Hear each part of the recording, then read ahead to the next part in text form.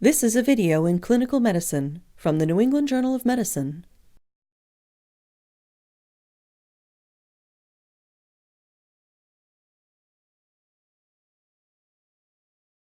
Focused cardiac ultrasonography is a point-of-care qualitative or semi-quantitative means of assessing the heart that is performed and interpreted by the clinician at the same time as the physical examination.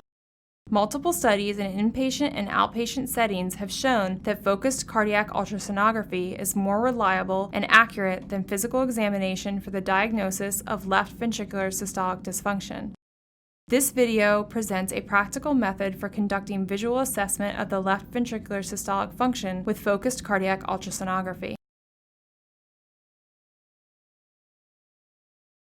Focused cardiac ultrasonography is indicated in outpatient and inpatient settings for screening and diagnostic purposes. Diagnostic indications include acute critical cardiopulmonary conditions such as dyspnea, chest pain, trauma, arterial hypotension, shock, respiratory failure, and cardiac arrest. Focused cardiac ultrasonography should not replace physical examination or more advanced comprehensive diagnostic measures such as formal echocardiography. The heart is a fibromuscular organ with an oblique orientation located in the middle mediastinum. The left ventricular cavity is enclosed by the endocardial border. On its long axis and on the apical four-chamber plane, it has a bullet-shaped structure with its long axis spanning from the apex to the base of the heart. On its short axis, it has a circular shape with an irregular inner surface. The endocardial and epicardial borders surround the left ventricular wall. Systolic function relies on shortening of the muscle fibers along the longitudinal and circumferential planes of the left ventricle. From the beginning to the end of systole, these changes are manifested by a displacement of the mitral annulus towards the apex, increased wall thickness, and decreased cavity size. Focused cardiac ultrasonography requires an ultrasound system with two-dimensional imaging, ultrasound transmission gel, a low-frequency phased array probe, and a pair of gloves. Before beginning the procedure, wash or sanitize your hands. Explain the procedure to the patient and mention that the procedure is not associated with risk or complications. Place the ultrasound machine at the head of the patient's bed on the patient's right side. Put on a pair of gloves and expose the patient's thorax. If possible, place the patient in the left lateral decubitus position. The most validated echocardiographic views for the visual assessment of the left ventricular systolic function are the apical four-chamber view, the parasternal long-axis view, and the parasternal short-axis view. To obtain an image in the apical four-chamber view, set the field depth between 15 and 20 centimeters and place the probe at the point of maximal impulse. Alternatively, you can start scanning at the anterior axillary line and move toward the nipple using a zigzag movement. Hold the probe at an angle of 60 degrees relative to the chest wall, facing the sternal notch, with the orientation marker pointing toward the 3 o'clock position. Since the orientation marker on the probe indicates the right side of the screen, the left ventricle and atrium will be seen on the right side of the screen. To obtain an image in a parasternal view, set the field depth between 12 and 20 centimeters and place the probe over the left third or fourth intercostal space adjacent to the sternum. To obtain an image in the parasternal long-axis view, point the orientation marker toward the 10 o'clock position or the patient's right shoulder and hold the probe perpendicular to the chest wall. The heart should be visualized in a horizontal orientation, showing the aortic and mitral valves, but not the left ventricular apex. To obtain an image in the parasternal short-axis view, first find the parasternal long-axis view, then rotate the probe clockwise until the orientation marker points toward the 2 o'clock position, or the patient's left shoulder, and decrease the field of depth to 10 to 14 centimeters. The left ventricle should be seen at the center of the screen as a circular structure in which the endocardial and epicardial borders can be consistently visualized. To evaluate the left ventricular systolic function by means of focused cardiac ultrasonography, use the following 4 echocardiographic measures: longitudinal shortening, anterior mitral leaflet motion, thickening of wall segments, and change in the area of the cavity. Longitudinal shortening is best evaluated in the apical 4-chamber view. Identify the segment between the base and the apex of the heart, which corresponds to the left ventricular longitudinal plane. The lateral and septal mitral annuli can be used as anatomical reference points. The segment reaches its maximum length at end diastole.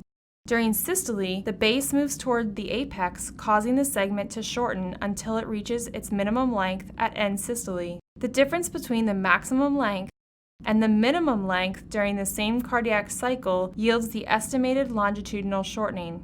A difference of at least 1 centimeter indicates normal left ventricular systolic function, whereas a difference of less than 1 centimeter suggests severely reduced left ventricular systolic function.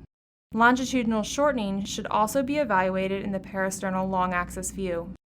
Anterior mitral leaflet motion can be evaluated only in the parasternal long axis view. Imagine drawing a line from the base to the apex of the heart along the midline of the left ventricular cavity. In early diastole, the mitral valve leaflets separate widely, with the anterior mitral leaflet moving toward the ventricular septum. When the movement or the motion of the anterior mitral leaflet extends beyond the midline, it indicates normal left ventricular systolic function. But when the motion does not extend beyond the midline, it suggests severely reduced function. Thickening of wall segments is best evaluated in the parasternal short axis view. Wall thickness is minimal at end diastole. During systole, the myocardium contracts, causing the wall to increase in thickness until it reaches its maximum thickness at end systole. The fractional increase in wall thickness from end diastole to end systole during the same cardiac cycle yields the estimated thickening of wall segments. Uniform thickening throughout most of the wall segments, with an increase in thickness by at least 1/3, indicates normal left ventricular systolic function, whereas an increase in thickness by less than 1/3 suggests severely reduced function. Thickening of wall segments should also be evaluated in the apical 4-chamber and parasternal long axis views. Change in the area of the cavity is best evaluated in the parasternal short axis view. The space enclosed by the endocardial border represents the area of the left ventricular cavity. The cavity reaches its maximum area at end diastole.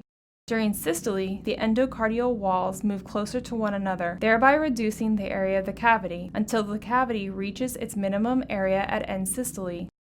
The fractional decrease in the area from end diastole to end systole during the same cardiac cycle yields the estimated change in the area of the cavity. A decrease by at least 1/3 indicates normal left ventricular systolic function, whereas a decrease by less than 1/3 suggests severely reduced function. The change in the area of the cavity should also be evaluated in the apical 4-chamber and parasternal long axis views. To begin your evaluation of left ventricular systolic function, obtain images first in the apical 4-chamber view, then in the parasternal long axis view, and finally in the parasternal short axis view. We will show images from 2 patients.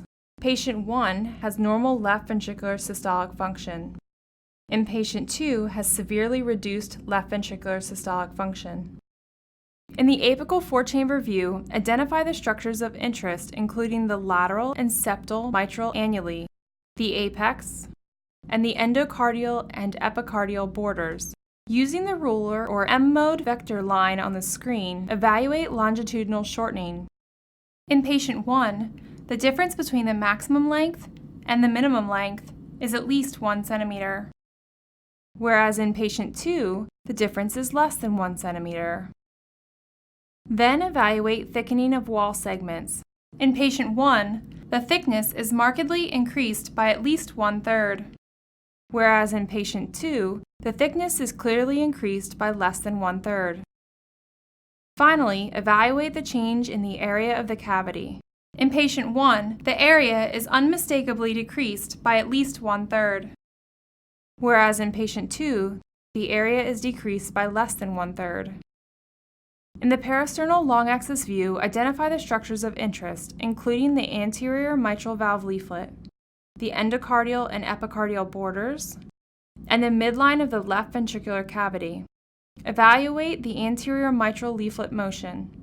In patient 1, the leaflet clearly extends beyond the midline of the left ventricular cavity during early diastole. But in patient 2, the leaflet does not extend beyond the midline. The results for thickening of wall segments in this view are similar to the results in the apical four-chamber view.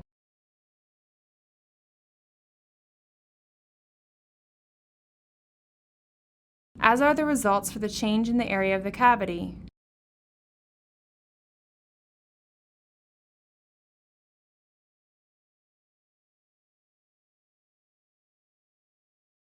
And for the longitudinal shortening.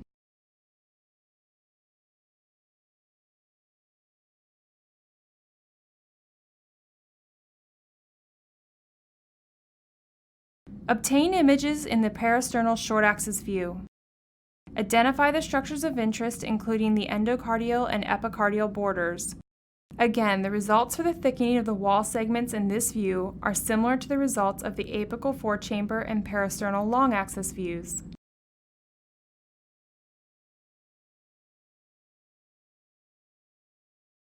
As are the results for the change in the area of the cavity.